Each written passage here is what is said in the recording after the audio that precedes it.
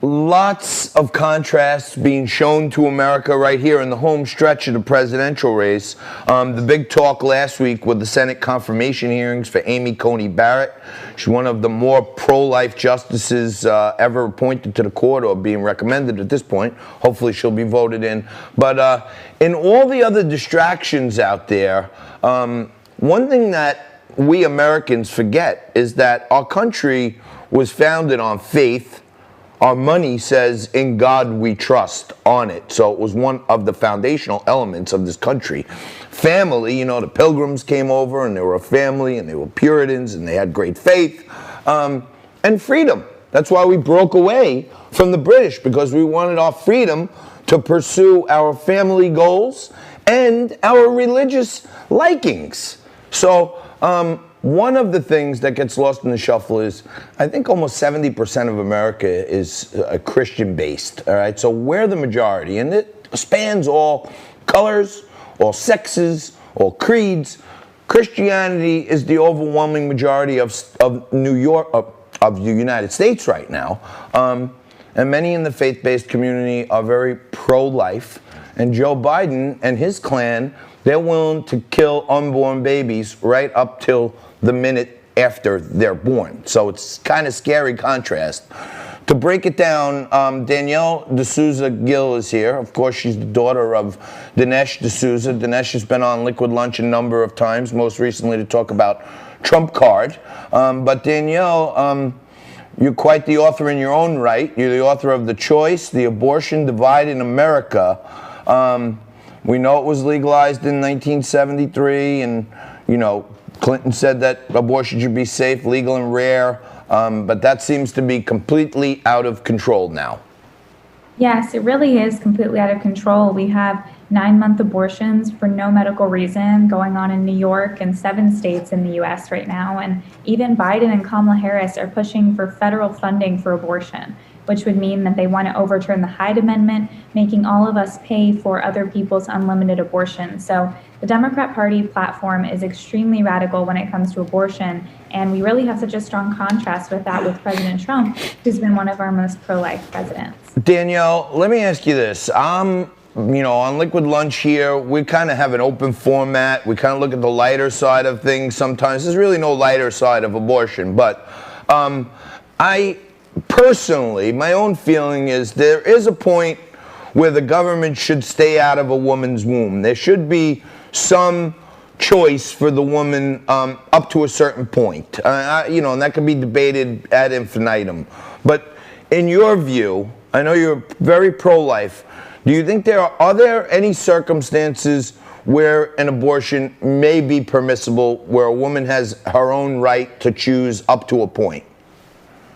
Well, I think that initially when when Roe v. Wade came around in 1973, they really argued that you know, maybe we should kind of consider situations of rape, incest, life of the mother, and so on. So I think that whenever we talk about kind of certain exceptions, those are the ones that probably come up the most often. But I think when we're talking about, you know, purely a situation of convenience, or purely a situation where a child could be adopted or could be raised by another family that really wants to raise it and love and care for that child, then I think that would be a different situation. So absolutely, there can definitely be a discussion in America regarding, you know, the heartbeat bills and so on, and, you know, maybe kind of debate those things. But unfortunately, that is not where we are in the country right now. The left doesn't say, hey, you know, we're against abortion in all circumstances except these. Hey, you know, we're totally against second and third trimester abortions. That's not where we are right now. So we have to really fight on that front, on where the Democrats are, which is at the 9-month point. And they even quibble with us regarding these Born Alive Protection Acts, things where the child is outside the womb, has survived an abortion procedure. They don't even want protection for those children. So it really goes much deeper than I think a particular point in the pregnancy. Understood. And look, I am very fiscally conservative. I do have some socially liberal views where I think, you know, women have every right to their own body. And I almost feel like at some point the two sides have to get past the binary decision of 9 months or 0 months, and maybe there's, you know, an independent panel of doctors and medical people that could say, okay, we're going to determine that it's not life at a point, and you can science it to death, but maybe there's a point where there's a middle ground where a woman has a choice to this point, and then the baby has life and rights after this point, and we can all get along. You know, I don't know. It seems like the binary divisiveness actually keeps both sides doing exactly what they're doing. Like, to your point, we're not making any progress. Yeah, and I think the first step, maybe something that you would like, would be the overturning of Roe v. Wade, because that would basically send it back to the states. So then states like New York and California could still continue to have very liberal abortion policies, but then states that say, no, we actually democratically want to, pass a law restricting abortion at a certain point, they'd be able to. Because right now, with Roe v. Wade in the way, that's basically a blockade on them doing anything like that, because whenever they do, it gets struck down by the Supreme Court.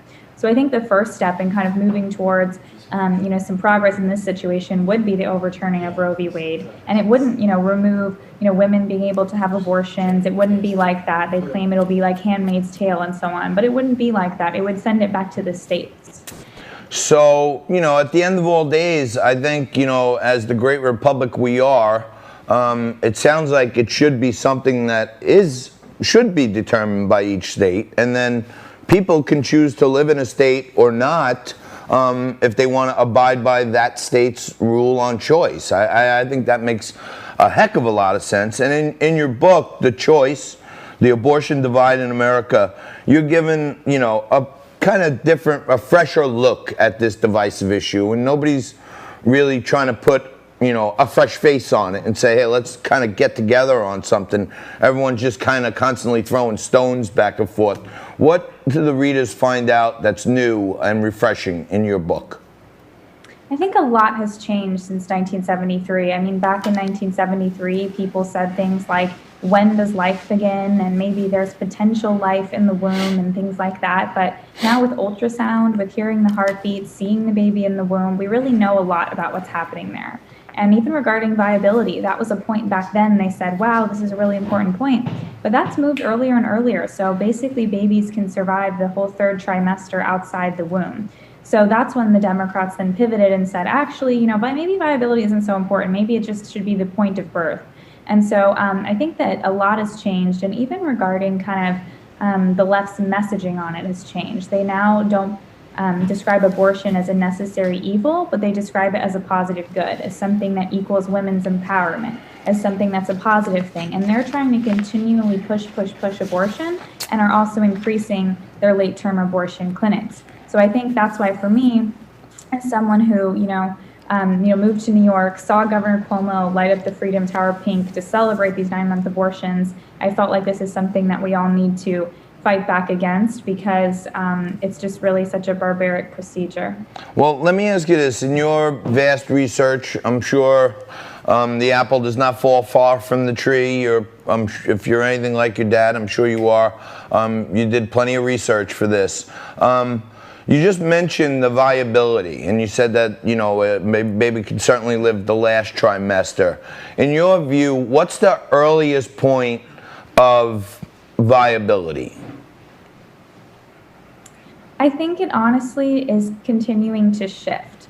Every time there's increased medical technology, it continues to shift. So they used to say things like, 30 weeks, then it's 25 weeks, and then, so it keeps changing. And also, I think we have to remember that birth continues to change. There is no 1 second poof birth moment. And there also are scheduled births. People have C-sections. Twins are naturally born earlier. Triplets are born even earlier. So I think this viability situation is really ever shifting. But if we look at the third trimester, that's really kind of at 24 weeks onward. So I would say that is pretty reasonable and agreed upon by many doctors. So, I mean, not to be Solomon, but if we split the baby and said 4.5 months, do you think the majority of those children born after 4.5 months would be viable?